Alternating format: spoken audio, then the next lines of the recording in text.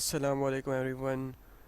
We are back with the marketing. We have done about the marketing objectives and the importance of marketing objectives. Now we are gonna do demand and supply. So first and foremost, what is demand and what is supply? Demand is a quantity of a product that consumers are willing and able to buy at a given price in a given time period. You might have heard, oh, the demand for so and so has increased, or so and so has increased. Like when winters arrive, the demand for woolen clothes increase. When rainy season appear, the demand for umbrellas increase. So these are all demand, the quantity of products the consumers are willing to buy, and they have the enough finance to buy that product. So hence they are more willing to buy it, and the more the numbers of customers they are willing to buy, the more the demand. Supply, on the other hand, is the quantity of a product that firms are prepared to provide or sell, depending on the product itself, what type of product it is, at a given price in a given time period. So it's just the same thing, it's just the opposite of that. Demand is about what the consumers are willing to buy, and supply is about what the firm is able to produce, the quantity that a firm is able to produce.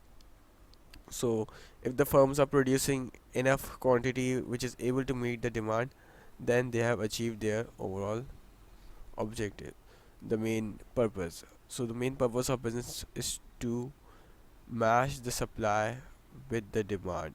The supply should match with the demand. So these are some factors which may increase or decrease the supply. These are some factors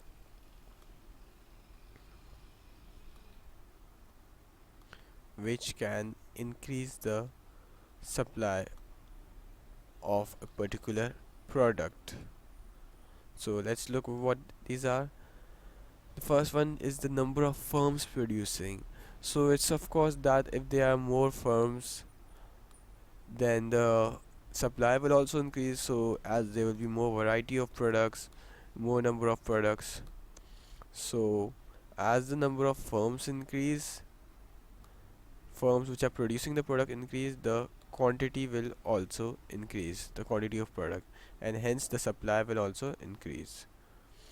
The next thing could be the time period. So if there's more time, there will be of course more supply. So the higher the greater the time period, the more the supply, right? That's not something which too much of a rocket science. That's just some simple basic mathematics and all. And if the technology increases or technology improves, the supply will also increase, as there will be better machineries and all to produce that product. So if there's better machinery, the same amount of product can be produced twice as much in the same time period. Better machineries, and there's cost as well. The cost of what? Cost of raw materials and all. So if the cost of raw materials increase, if the cost of raw materials will increase, what might happen? Well, the supply will decrease. And if the cost of raw materials decreases, the cost of raw materials, if the cost decrease, then the supply will increase, as they will have more raw materials, so they will be able to produce more, and hence the supply will ultimately increase. Factors which can increase the supply.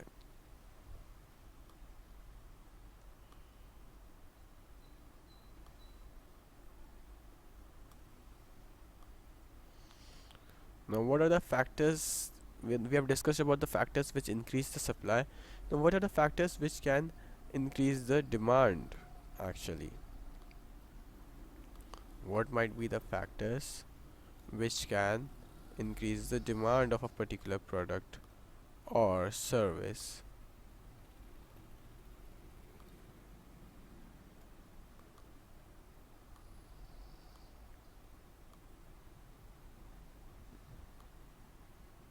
I apologize for the bad handwriting.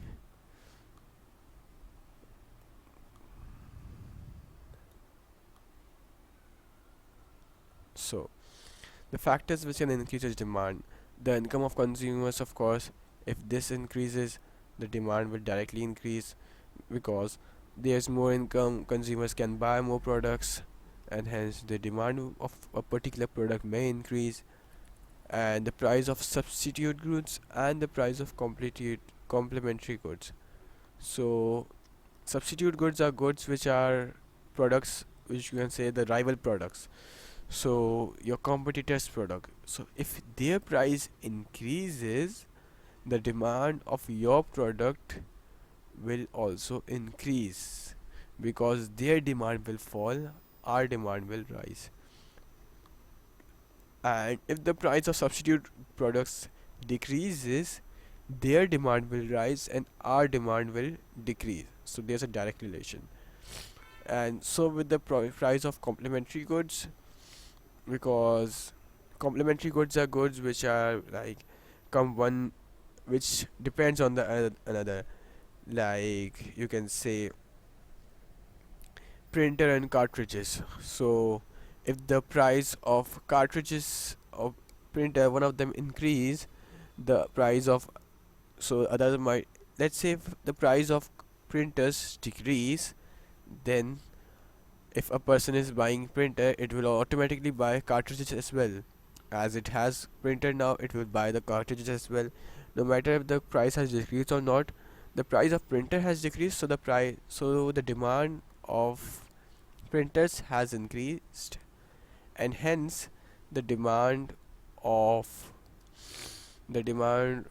complementary goods such as cartridges has also increased. So there's a indirect relation, you can say, that if the price of complementary goods increase, the printer increase, the demand will fall.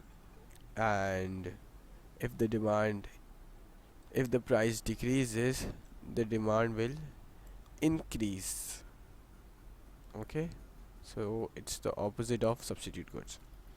And finally, we have some marketing activities, like if there's more advertisement and all, or if there's some more better market research or something, so the demand will increase. If there's more brand image and all, so there's also a direct relation, such as the promotion and all.